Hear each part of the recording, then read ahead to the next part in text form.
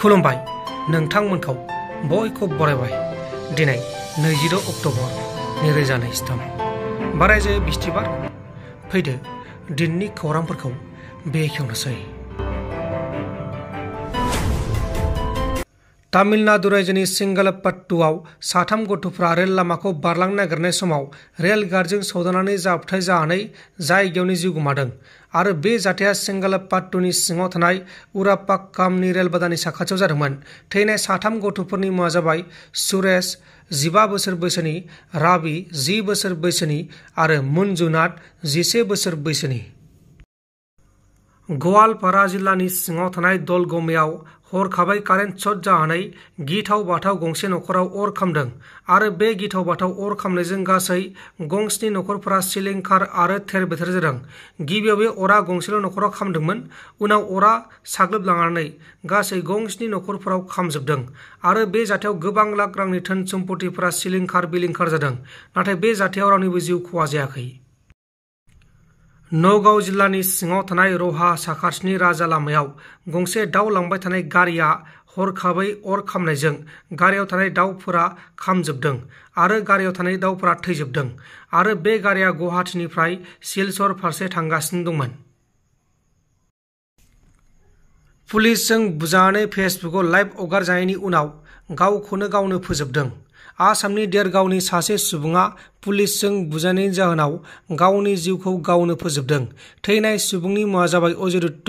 अजय दत्तआ गेलाबिल दैमा साखाथिनि फांसे दंफाङाव दौलें लानानै गावनि बेसेन गोसा जिउखौ गावनो फोजोबदों।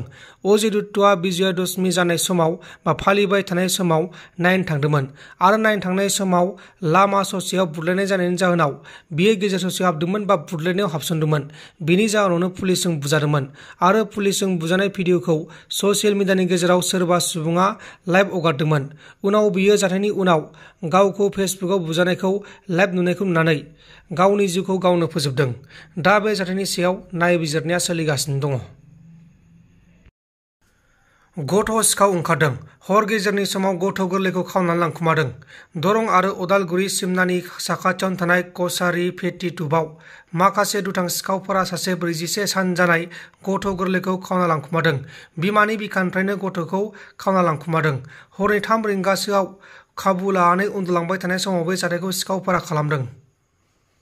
গম পাইছোঁ আমাৰ এইটো ঘৰৰ ফজল হক নামৰ ছোৱালী এজন, মানুহজনৰ ছোৱালী 1.5 মাহ হৈছে।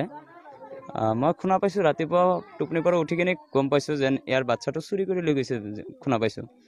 আহিলোঁ, অহাৰ পিছত জানিলোঁ যেন আমাৰ এইটো বাচ্চাটো চুৰি কৰি লৈ গৈছে।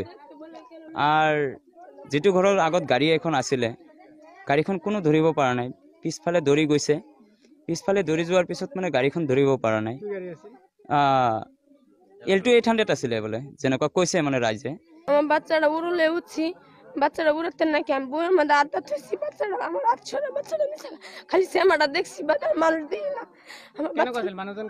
দেখা নাই, লাইট অফ করে থইছে, লাইট অফ করে লই বসে, একটু দেখা নাই, মুখও দেখা নাই, আন্দা গুন্দা কেনেকে দেখি, খালি চাহটো দেখিছো, চাহটো দেখি পেলাই মই চিঞৰ বাখৰ লগাই দিছো।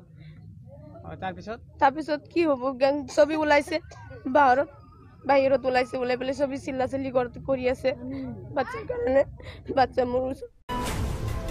नोंथांमोन दिननि खौरांफोरा बेखिनिल'मोन।